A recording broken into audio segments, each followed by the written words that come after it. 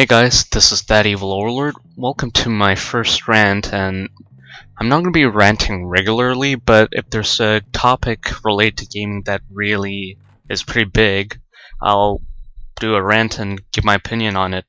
And what better way to start this off than to talk about the new next-gen systems that are coming out, the PS4 and the Xbox One. The PS4 is about a week away from being released, and the Xbox One 2 weeks. But yeah, they're going to be released, and a lot of people are hyping it up. And if any of you were asking about what I think, I'll honestly skip on both systems for now. Why, you may ask? Well, there are three reasons. Number one is hardware. It's a known fact that consoles are weaker than PCs. So yeah, why would I pay like $400 to $500 for something weaker when I have my laptop? And this laptop is from 2010, but it pretty much has the same specs as the PS4 and Xbox One, like 8 GB of RAM, a really powerful Intel Core i5 processor, pretty good NVIDIA GeForce GT 425 and graphics card with a 1 GB of GDDR3, I think. But yeah, it might be a bit less powerful than PS4 and Xbox One, but still, I'm perfectly fine with my laptop. And another reason why I won't be buying either system would be the games.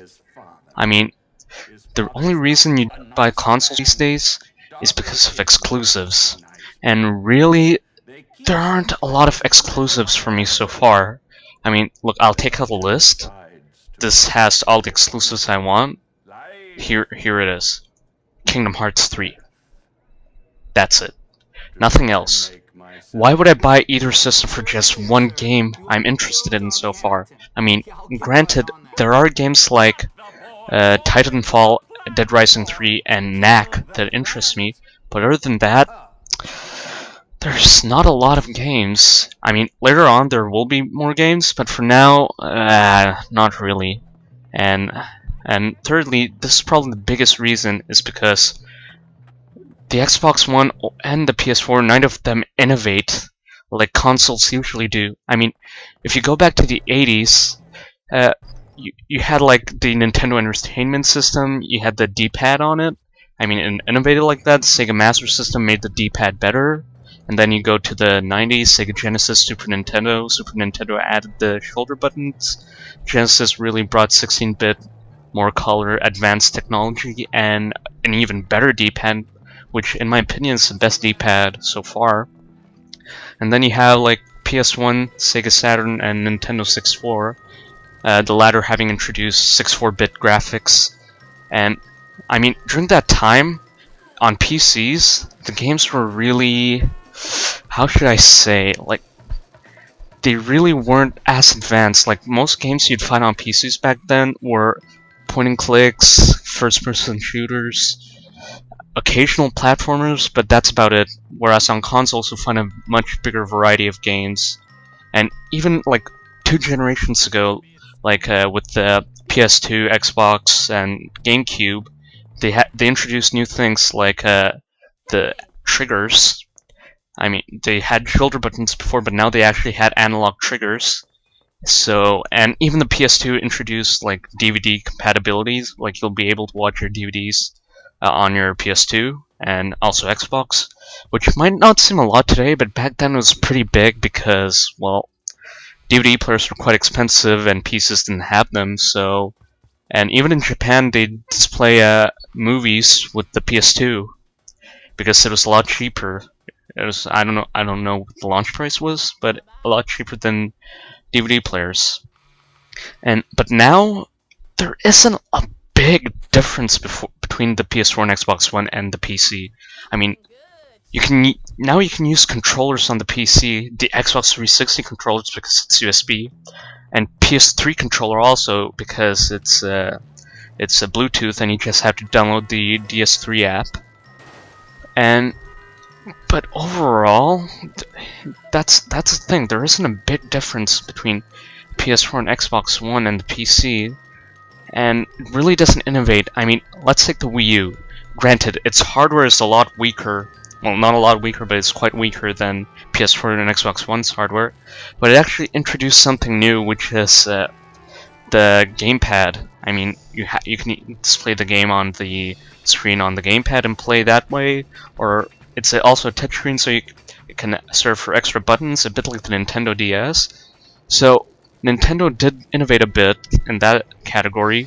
I mean, you could say that Sony did the same with the PS4, PS Vita Remote Play, but you'll have to buy a PlayStation Vita for the Remote Play, and I wouldn't buy a PS Vita just for that.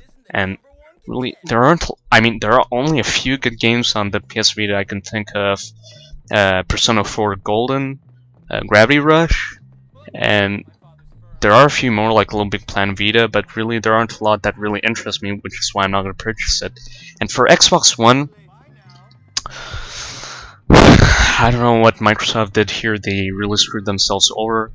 I mean, the Kinect could bring a few new things, but I don't see how many hardcore gamers would use them. I mean, I don't consider myself a hardcore gamer. I consider myself between like casual and hardcore, but I don't think I'd use the Kinect a whole lot, except when my friends are over and we have parties, so we play like, I don't know, Dance Central. I'm not a huge fan of those games, but still my friends are, so I decide to play with them and have fun with them also. But back on topic, yeah, really, it's not innovative at all, and the PC does exactly what the PS4 and Xbox One does. Online is free on PC, so why do I pay $5 a month for PS4 and Xbox One online? I mean, if you think about it, for 12 months, $5, it's basically $60 a year, and you can use that $60 for, I don't know, a new video game or 2 used games. So really, I don't know, it's just all convoluted, and yeah, well, that's my 2 cents on it. I mean, and maybe in the future when the price goes down and more interesting games come out for either system, really, I might consider picking one up. But in the meantime, I think some of my friends would pick up the system, so I'd rather go to their place and play it. But write down in the comments what you guys think about this. I really want to hear if any of you are going to pick up a PS4 or Xbox One, why you're going to pick it up, and really what excites you about the system. So yeah, that's about it. And I apologize for not releasing any videos for the past few weeks.